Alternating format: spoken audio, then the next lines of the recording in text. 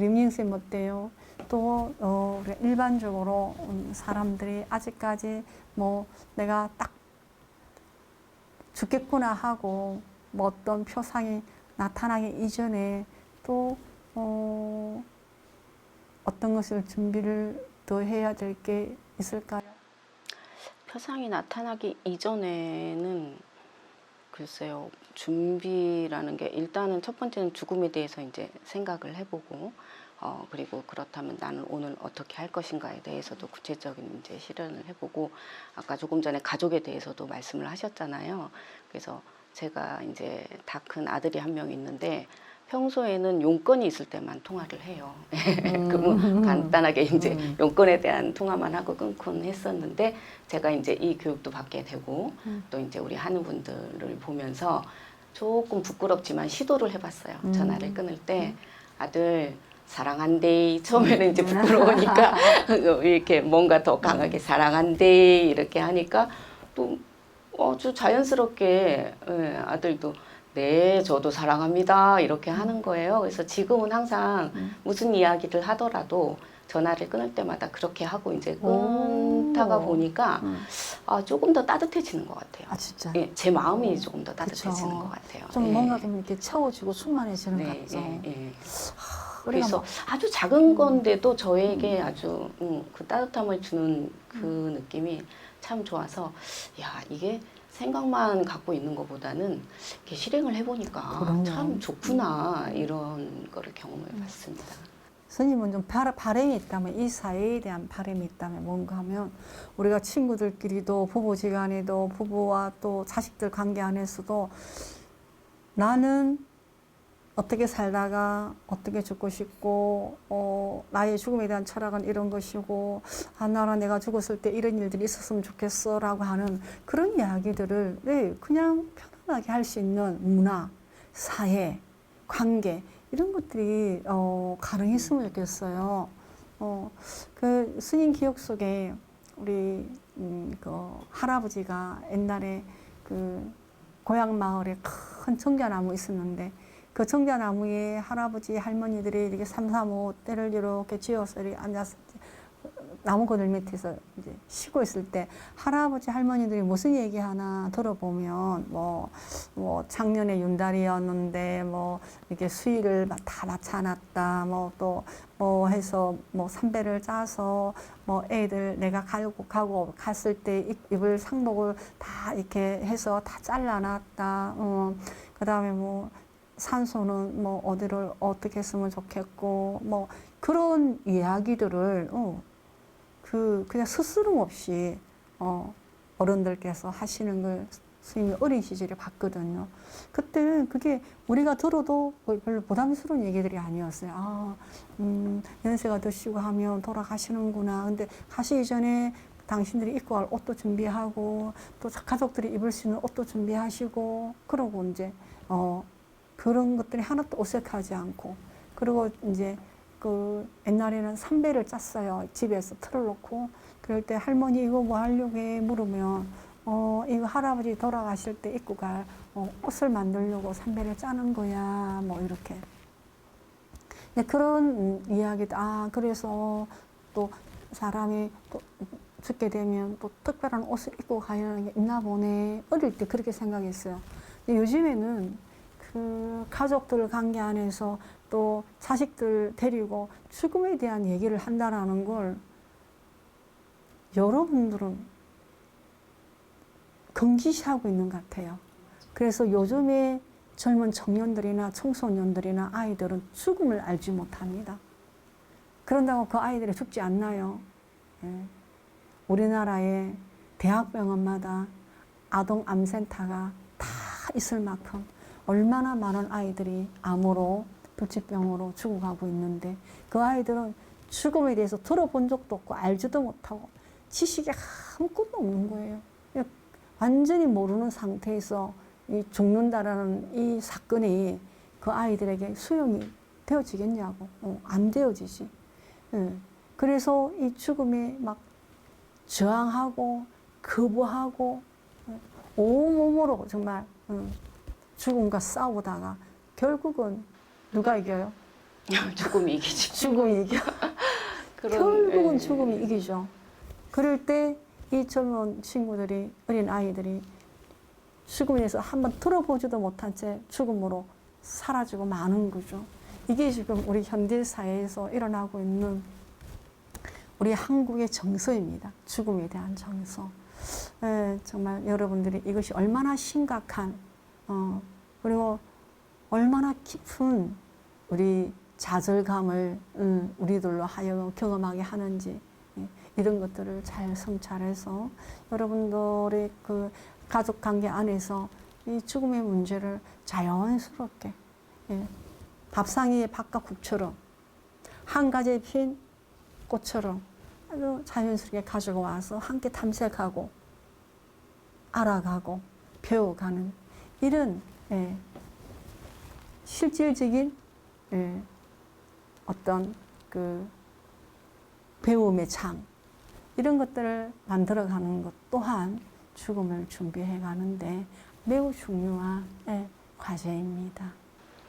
근데 일반인들 같은 경우는 이제 노안 중에 있으신 부모님이라든지 아니면 병 중에 있으신 가족이나 아니면 지인이나 이런 분들이 우리가 지금 이게 D-Day 30일이잖아요. 그러면 30일 전에 죽음의 징후는 어떤 것들이 있는지 이런 것도 사실은 너무 모른단 말이에요. 그렇죠. 맞아요. 그래서 이런 징후들이 어떤 게 있는지를 또 알게 되면 또 도움을 줄 수도 있고 나도 준비할 수 있고 그런 것도 맞아요. 그런 지식도 필요한 것 같아요. 우리 민수는 되게 궁금하구나. 일반 사람들이 정말 너무 거기에 대해서 무지하다는 거죠. 모르는 그래서 그런 거를 좀 알려주시면 도움이 될 것 만약에 우리가 같습니다. 노안이나 어떤 질병이 있어서 D-Day 30일 정도의 환자가 서게 되었다라고 할 때는 당연히 그에 대한 다른 표상이 있죠. 일단은 그 생명이 활기찰 때는 우리 몸에서 활기가 느껴져요. 활기가 아주 활발한 에너지가 느껴지는데 이때가 되면 태양이 사라지고 어둠이 찾아오는 것처럼 이게 기운이 에너지가 다 깔아앉아요. 이렇게 들어다 물안개처럼 무겁게 기운이 가라앉고 그 다음에는 점차적으로 다리와 팔에 힘이 없어지면서 움직임이 둔화되죠. 움직임이 아무래도 움직임이 힘들어지죠. 움직임이 힘들어지고 기운이 가라앉고 그러면서 먹는 음식의 양도 아주 많이 줄어들고 또 욕구도 줄어들고 그 다음에 중요한 거는 참 그게 자연과 죽음이 너무 잘 닮아 있어요. 과일이 익으면 저절로 말랑말랑해져서 떨어지잖아요. 떨어지는 게 죽음의 표상이라면 과일이 말랑말랑해진다라는 거예요. 익으면. 네. 그렇듯이 우리 피부 근육이 말랑말랑해지면서 근육이 쫙 빠져나가고 근육이 빠져나간다는 것은 힘이 더 이상 머물지 않는 에너지가 머물지 않도록 근육이 싹 빠지는 거예요. 그래서 움직임이 둔화되고 먹는 시기도 굉장히 줄어들고 또 하나는 그전에는 이 세상에 대한 관심도 많고 뭐 알고 싶은 것도 많고 가고 싶은 것도 많고 만나고 싶은 사람도 많고 막 이랬는데 이때가 딱 되면은 그냥 무관심해지는 거예요. 누구 보고 싶어요? 그러면 이러면 그냥 끝인 거예요. 누구 오면 좋겠어요? 아니요, 예. 예, 아니요로만 대답을 하기 시작해요. 그러면서 자식에 대한, 물질에 대한 이런 욕망이나 집착이 내 내면 안에 있지만 이것이 활발하게 역동적으로 움직이기에는 불가능한 거예요. 그래서 예, 아니요로 대답을 하게 되고 몸에 있는 근육이 다 빠지게 되고 그 다음에 이 기운 자체가 무겁게 내려앉으면서 내려앉으면서 기운이 무겁게 돼요. 그리고 그 기운이 잘 움직이지 않아서 우리가 임상에서 그런 상태를 보면 야, 이분은 한 달 정도 계시겠구나라고 그동안에 수도 없는 사람들의 죽음을 지켜보면서 이제 터득한 거지. 요런 상태가 되니까 한 달 정도 살더라. 요런 상태가 되니까 그 다음에 이제 먹는 음식이 빨리빨리 배변으로 나오고 소변으로 나와야 되는데 이것도 또한 순환이 늘어지면서 전체적인 기운이 다운되면서 순환이 늦어지면서 몸이 붓고 부종이 생기고 또 배변이나 소변이 원활하게 잘 되지 않고 그 다음에 목이 마른다라고 하는 이 생각이 점차적으로 줄어간대요. 그래서 물을 마시는 양도 상당히 줄어지는 거예요. 그러니까 물질적인 모든 요소로부터 이렇게 공급이 점점 줄어가는 시기가 디데이 30일쯤 되면 그게 급격하게 드러나는 게 그때의 표상입니다. 그때의 표상이고 그 다음에 이제 그게 한 20일 정도 남겨놓고 나면 좀 더 깊어지죠. 그 부분이. 그래서 이제는 자리에서 일어나는 걸 이제는 원하지 않고, 그 다음에 화장실 가서 배변 보고 하는 것도 아주 힘들어 하고, 그 다음에 여기에서 우리는 지금 아마 이 방송을 시청하는 여러분들은 자식이 너무나 소중하고, 아내와 남편이 너무 소중하고, 엄마가 너무 소중하겠지만, 요때가 되면 그 소중한 사람이 손에서 싹 이렇게 그 연꽃잎에서 물방울이 흘러내리듯 그 소중하고 귀하고 없으면 안 될 것 같은 그 마음들이 이렇게 물방울처럼 스르르 미끄러지는 거야. 그래서 그들에 대한 의미와 가치를 점점 내려놓게 되죠. 그래서 거기에서 보면은 가장 그래도 당신하고 인연이 깊고 아주 각별한 인연들이 그 지점에 남게 되거든요. 그래서 그 한두 사람, 두세 사람의 도움만 필요하지 나머지는 그 도움이 필요하지 않는 상태가 되는 거죠. 그래서 한 디데이 20일쯤 되면은 이제는 관계가 저절로 이렇게 분리가 되는 거예요. 분리가 돼서 다 떨어져 나가게 되고 우리 입장에서는 우리 엄마니까 내가 확 다가가야 되는데 엄마가 먼저 임종을 맞이하려고 하는 엄마가 먼저 우리를 마음에서 싹 놔버리는 거예요. 그리고 아주 중요한 사람 몇 사람만 이렇게 돌보게 되고 이때 디데이 30에서 디데이 20일 그 사이에 벌써 죽음을 위한 모든 준비는 다 끝나 있어야 되는 거예요. 어떤 것들이 끝나 있어야 되는가 하면 자, 내가 종교적인 정체성 어떤 거 갖고 있나? 나 기독교에 맞나? 천주교에 맞나? 나 불교에 맞나? 나 무교인가? 이런 것도 정리를 해야 되고 그 다음에 나는 죽으면은 자, 화장을 할 것이냐? 매장을 할 것인가? 옷은 어떤 옷을 입고 가고 싶은가?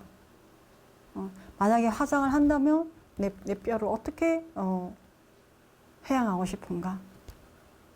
또 매장을 한다 그러면 어떤 방식으로 하고 싶은가? 이런 것도 구체적으로 다 준비가 끝나야 하는 지점이 디데이 30일, 그래서 20일 사이인 거예요.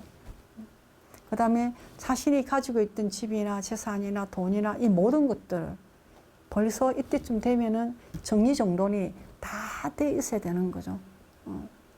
안 돼 있다 그러면 안 돼 있는 대로 나는 안 하는 이유가 분명해야 되는 겁니다.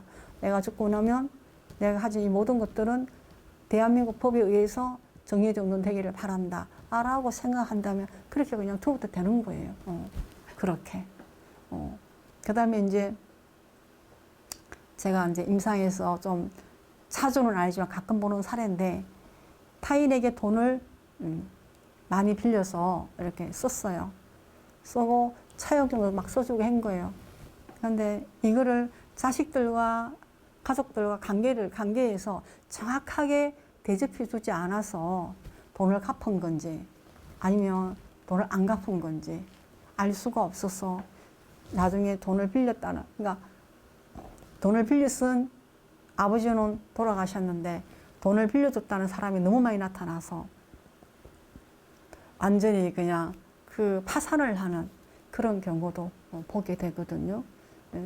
그 다음에 이제 특별히 부모에게 많은 기여를 하고 또 그만큼의 어떤 보상을 요구하는 자식이 있는데 그 자식을 배제하고 그냥 나중에 죽고 난 뒤에 법에 의해서 분할해서 가져가라 이렇게 이제 하고 돌아가시고 나면 나중에 가정 불화가 엄청나게 많이 일파만파로 일어나는 이런 또 사례도 보기 때문에 그 디데이 20일 되기 전에 이런 부분이 다 정리가 되어야 하는 거예요.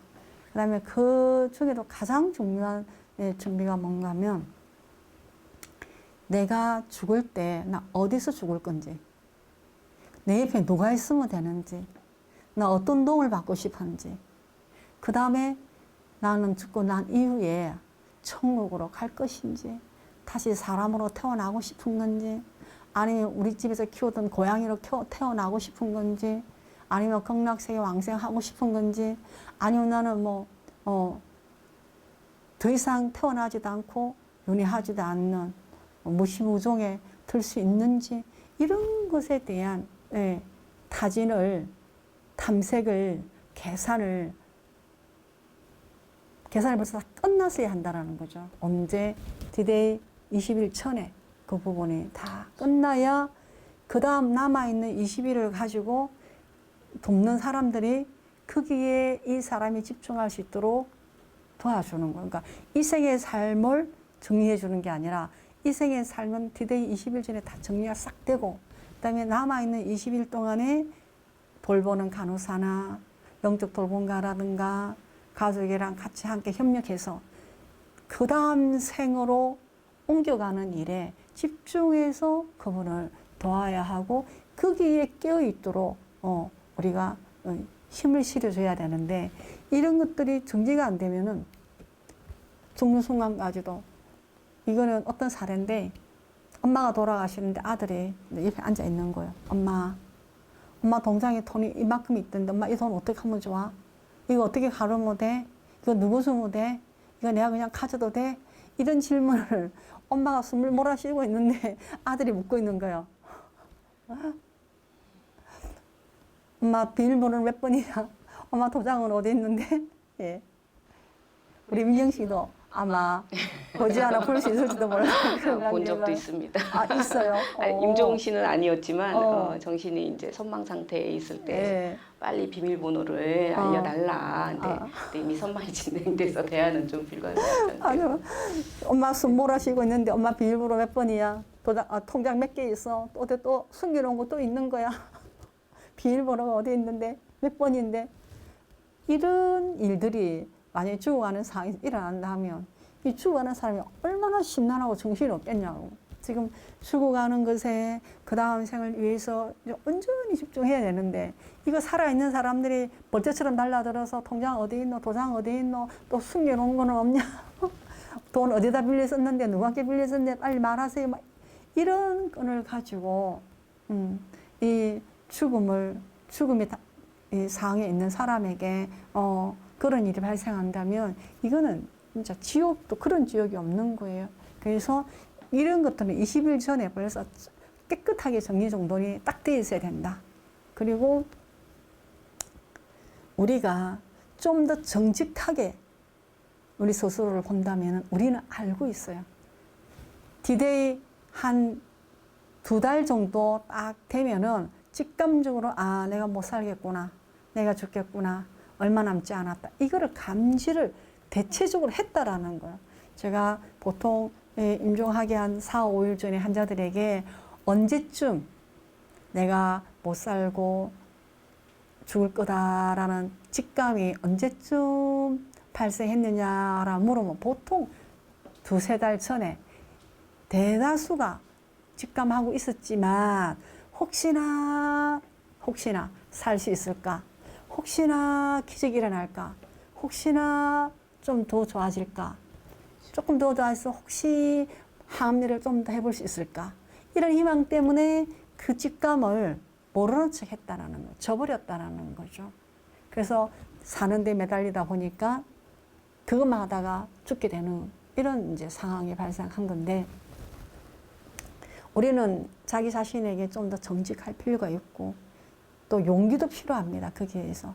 그래서 죽어가는 사람도 정직한 용기가 필요하고, 또 이 정직한 용기를 가지고 한 달 전에 최대 20일 전에는 이 세상에 살았던 모든 살림살이가 정리정돈이 딱 끝나야 하는 거예요. 그래야 만약에 정터마을 자제요양병원에 있는 하스피스 병동에 들어왔다. 그러면 우리는 이 죽음의 질이 좀 더 높아지도록, 마지막 삶의 질이 좀 더 높아지도록, 그 다음에 죽음 이후에 또 다른 생활을 이어갈 때 그런 모든 가정들이 순조로워지도록 여기에 집중을 해줄 수 있는데, 그거 안 하고 그냥 만판으로 널어놓고 그냥 청소 하나도 안 해놓고 정리정돈 하나도 안 하고 그냥 오게 되면은 죽어가는 사람도 난감하고 돌보는 우리도 난감하고, 참 정말 웃지 않을 수 없는 해프닝이 수시로 벌어지는 거예요. 아마도 여러분들도, 이 방송으로 여러분들도 당사자일 수도 있어요. 이미 경험해 봤을 수도 있어요. 앞으로 또 경험할 수도 있어요. 그래서 우리가 어느 입장에 있든지 간에, 누가 내 옆에서 죽어가고 있든 내가 죽어가고 있든지 간에 D-Day 20일 전에는 이 생에 살았던 모든 살림살이는 깨끗하게 정리정돈돼서 제자리로 싹 돌아가 줘야 된다. 그래야 마지막 죽음의 질을 높일 수가 있다라고 말씀드리는 거예요. 선생님 어때요? 이렇게 된다 그러면, 이런 정리를 하고 오신다 그러면 어떻게 될까요? 그러면 정말 집중할 수 있어요. 그 죽음의 그 시간에 내가 어떻게 할 것인지, 앞으로 내가 어느 곳에 나의 목표 지점이 어딘지, 그건 종교와 상관없는 것 같아요. 그런 것 같아요. 종교와 그럼요. 상관없이 기독교나 천주교는 이제 뭐 천당이라는 곳이 있고 연옥이라는 그렇죠. 곳이 있고 뭐 여러 그렇게 해서 그렇게 또 준비하면서 하면, 거기에 집중을 하면 훨씬 더 마음도 평화로워지고, 거기에 집중이 딱 되니까 번뇌가, 마음의 번뇌가 고통, 훅 줄어들겠죠. 마음의 고통, 번뇌, 이게 아주 줄어들면서 단순해지는 것 같아요. 그렇죠. 예. 단순해질수록 우리는 또 깨어있기 쉬워지고 몸의 고통이나 통증도 현격하게 줄어들면서 마지막 삶의 질도 높아지고 죽음의 질로 그게 이어질 거잖아요. 아주 멋진 일이죠. 그래서 그런 대화가 훨씬 잘 돼요. 그렇게 정리가 되신 분들은 대화가 훨씬 잘 되고, 이미 이제 대화가 안 된 지경에 갈지라도 굳이 말을 하지 않아도 손만 이렇게 잡아도 그 잡는 손길이 틀려요. 우리는 이 마음과 마음으로 이어지는 이 세계를 우리가 정말 알 수 있어야 할 것 같아요. 그죠? 우리 민영 쌤하고 얘기하니까 너무 좋아요. 그리고 제가 또 궁금한 것도, 일반 사람들이 좀 궁금하다고 생각되는 거 저도 궁금하고요. 임종의 장소가 어디가 가장 적합할까요? 이런 가정이라든지 아니면 뭐 호스피스 같은 경우는 어떤 그런 진단을 받아야 올 수 있는 곳이어서, 그런 질병이 안 걸린 사람들은 또 어떤 곳에서 죽음을 준비하는 게 좋은지, 이런 것도 가장 좋은 거는 내가 살던 내 집이 가장 편하고 좋죠. 집이 가장 편하고 좋은데, 현대사회의 구조가 그 내가 살던 집에서 임종하는 게 쉽지 않는 너무나 어려운 상황을 우리 스스로 만들어버린 거예요. 그래서 아마 옛날에는 한 30년 이때는 아파트를 지을 때 아파트에서 살던 사람이 임종을 하면 그 관이 엘리베이터를 타고 내려오는 엘리베이터가 따로 있었대요. 그러니까 반드시 아파트를 지으면 초창기에는 그 엘리베이터를 설치를 했다 하네요.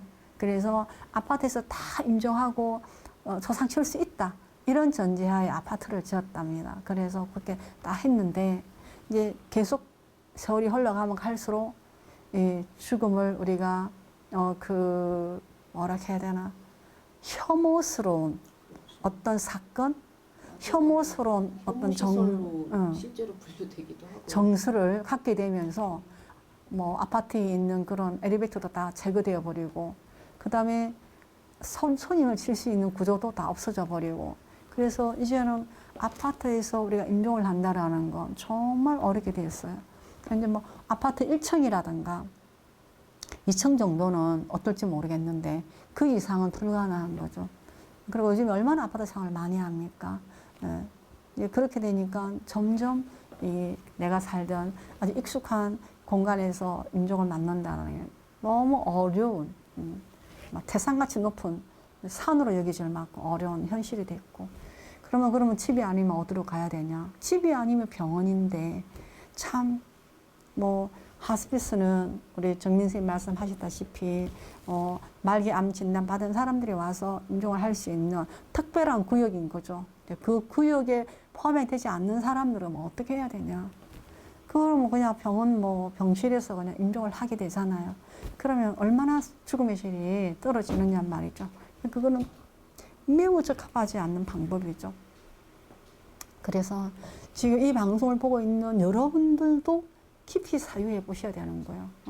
당장 내가 죽을 때는 어디서 죽고 싶은지. 그러면 내가 만약 우리 집에 죽고 싶으면 내가 난 요 정도 되면은 내가 뭐 더 이상 내가 사회생활을 못하고 내가 죽음을 준비해야 되는 시즌에 들어가지라고 싶을 때는 아파트 1층으로 이사를 오든지 주택으로 가든지 그래서 가정에서 임종이 가능할 수 있는 환경을 본인 스스로들이 만들어 가야 돼요. 이제는 주어지지 않아요.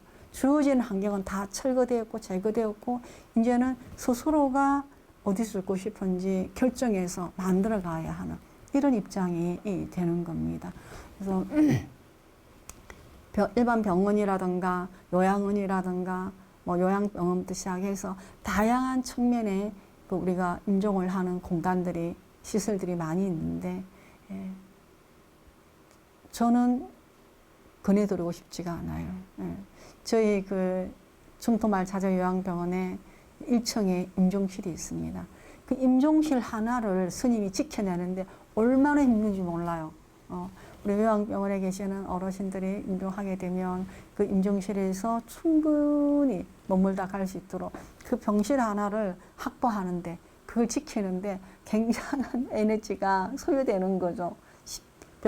병원에서 임종실 하나 확보하는 게 그만큼 어려운 일이라는 겁니다. 그리고 주로 일반 병원에는 임종실이 있지 않습니다. 그리고 임종을 돌봐주는 사람도 없을 뿐더러 그러니까 여러분들이 어떻게 죽고 싶은지 결정하고 또 죽고 싶은 내가 죽고 갈 때 필요한 환경을 조건을 여러분들이 미리 만들어야 해요. 항상 염두에 두고 만들어놔야 되는 거지 이 세상 어느 곳에도 만들어줄 사람이 한 명도 없다라는 겁니다. 죽을 때 그 죽음의 질이 다음 생을 만들어내는데 지대한 영향을 미친다는 사실을 여러분이 인식할 수 있다 그러면 이 문제는 굉장히 중요한 문제죠. 오늘 우리 정민 선생님이 굉장히 중요한 내용을 질문해 주셨네요. 선생님 또 만나요? 네, 오늘 시간 너무 감사하고요. 사람들에게 이 방송이 많이 도움이 되기를 바랍니다. 또 봬요, 선생님. 네. 여러분 어떠셨어요? 일단 우리가 깊은 질병에 노출된 사람들을 제외한 일반적인 우리들의 일상적인 삶 안에서 죽음 준비 어떻게 해야 되냐, 어떻게 죽음하고 친해지고 자연스러워질 수 있느냐에 대해서 스님이 5가지를 얘기해 드렸습니다.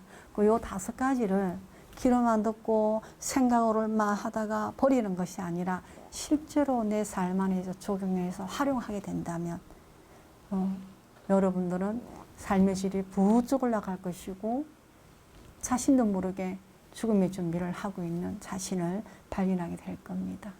예, 오늘 이 방송 여러분 집중해 주셔서 너무 감사드리고요. 다음 시간에 또 만나도록 해요. 여러분 고맙습니다.